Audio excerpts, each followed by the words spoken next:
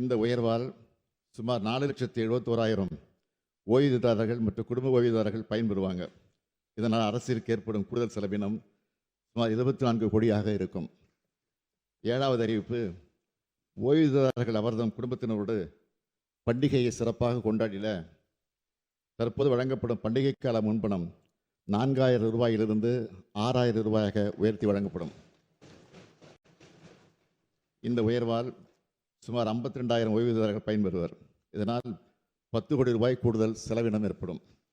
8வது அறிவிப்பு, அண்மையில் பழைய ஓய்வூதிய திட்டம், பங்களிப்பு ஓய்வூதிய திட்டம் மற்றும் ஒருங்கிணைந்த ஓய்வூதிய திட்டம் ஆகிய 3 ஓய்வூதிய திட்டங்கள் குறித்து விரிவாக ஆராய்ந்திட ஒரு குழு அமைத்து அந்த குழு தனது அறிக்கையை மற்றும் பரிந்துரையை 9 மாதங்களுக்கு சமர்ப்பிக்க ஆணையிடப்பட்டுள்ளது.